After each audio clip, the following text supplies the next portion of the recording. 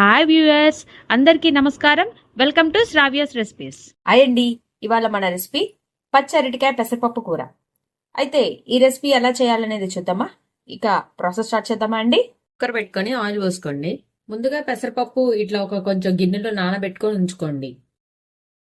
కొంచెం తాలింపు గింజలు, ఎండుమిర్చి, కరివేపాకు. ఇప్పుడు ఉల్లిపాయలు వేసుకుందామండి. పచ్చిమిరపకాయలు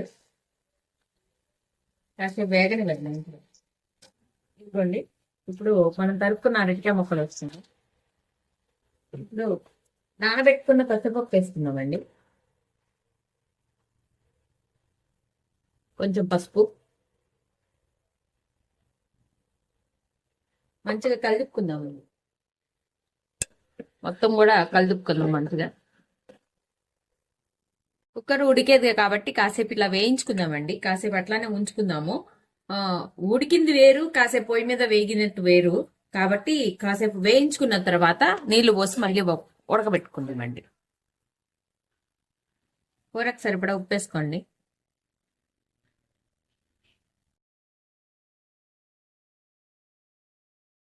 కారం,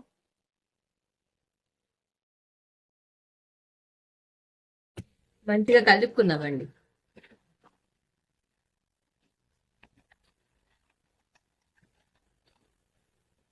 మంచిగా ఇలా కలుపుకోండి. ఇప్పుడు నేను కొంచెం నీళ్ళు పోస్తున్నాను అండి. ఇట్లా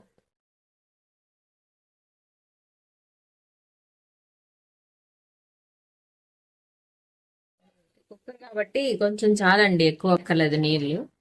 కొంచెం కొత్తిమీర వేసుకుందామండి. కలుపుకుందాం.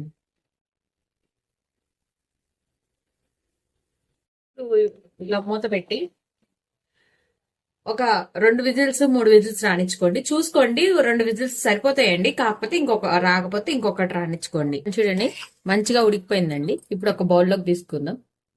అంతే అండి, పచ్చి అరటికాయ పెసరపప్పు కూర రెడీ అయిపోయింది. ఈ వీడియో కనుక మీకు నచ్చినట్టయితే ప్లీజ్ లైక్ చేసి, షేర్ చేసి, సబ్స్క్రైబ్ చేసుకోండి. Thank you for watching Sravya's recipes.